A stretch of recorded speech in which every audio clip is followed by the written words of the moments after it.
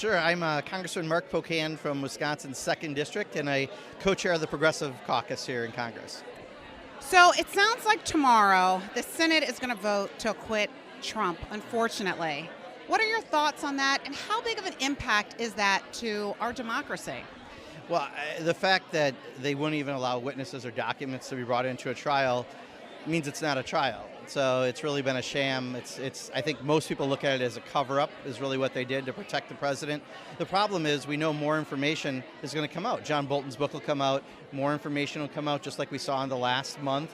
And at some point, it's going to be really hard for those senators to go back home and explain why, when they were supposed to be impartial jurors, they decided to cover up for the president rather than do what their responsibility was per the Constitution. So I think it's going to have a big effect on Senate races this fall.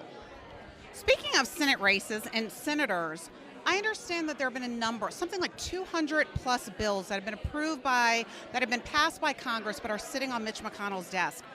What gives, and what do you think the impact of that is to Republicans come elections in the fall? I think back even November, December, it was 400 bills we've sent over there, 275 of which are bipartisan. Reducing drug prices, raising minimum wage, protecting people who have pre-existing conditions so they can have health insurance.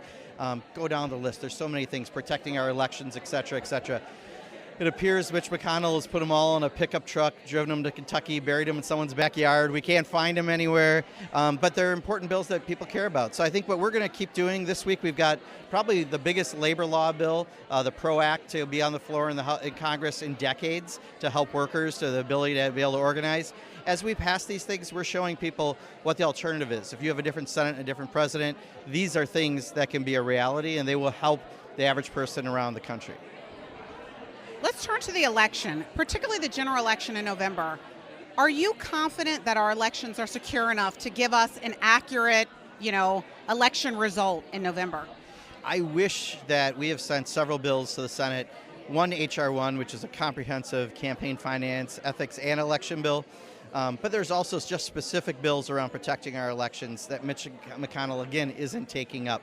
And that concerns me because we saw what happened last time. Right now, those things could happen this time. And we want to make sure that everyone knows their vote is going to matter and count.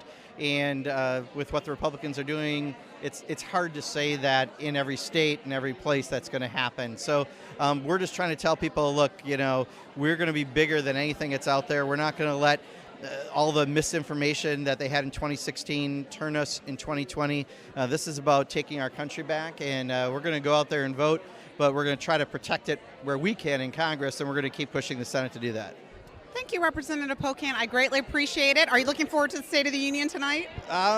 We'll see. I mean, I don't know. So people keep saying, what do you think he's going to say? I'm like, with this president, who knows? If you would have asked me a few years ago, would you have a Space Force right now? I never would have said yes.